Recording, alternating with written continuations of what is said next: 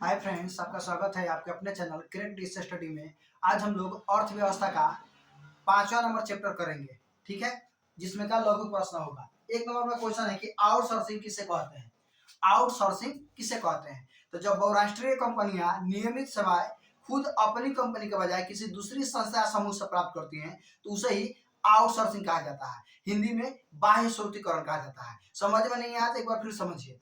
जब बहुराष्ट्रीय company regular सेवा खुद अपनी कंपनी के बजाय दूसरे संस्था या समूह से प्राप्त करे ना तो उसे ही आउटसोर्सिंग कहते हैं, बाह्य स्रोतीकरण कहा जाता है। हम लोग पहला क्वेश्चन समझ गए। आइए दूसरे नंबर क्वेश्चन में। दूसरा नंबर क्वेश्चन है कि सूचना प्रौद्योगिकी से जुड़े 5 सेवा क्षेत्रों का नाम बताएं।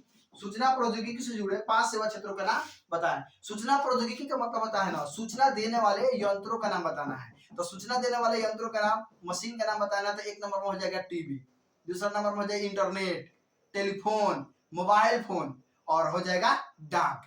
5 को बताना था तो 5 को बता दिए। 1 नंबर में हो जाएगा टीवी, दूसरा नंबर मोबाइल, तीसरा नंबर टेलीफोन, फिर मोबाइल फोन, उसके बाद हो जाएगा डाक। हो गया।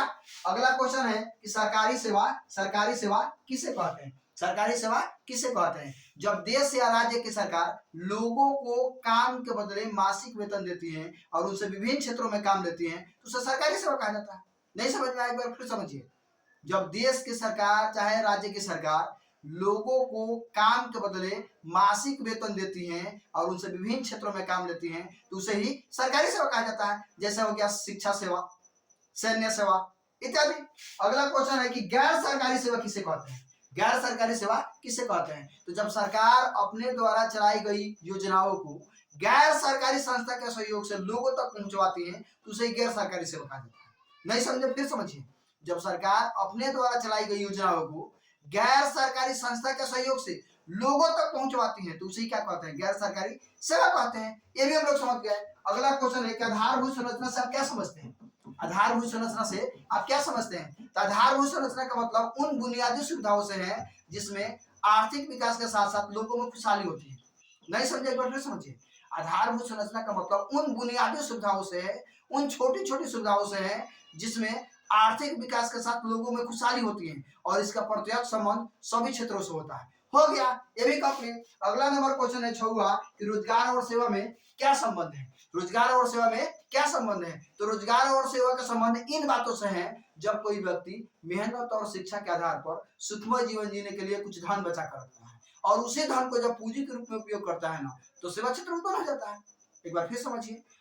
रोजगार और सेवा का संबंध इन बातों से है जब कोई व्यक्ति अपने मेहनत और शिक्षा के आधार पर सुखमय जीवन जीने के लिए कुछ धन बचा कर रखता है और उसी धन का जब पूंजी के रूप में उपयोग करता है ना तो सेवा क्षेत्र उत्पन्न हो जाता है। ये भी कंप्लीट हो गया हम लोगों का। अगला क्वेश्चन है कि आर्थिक संरचना के क्या महत्व है।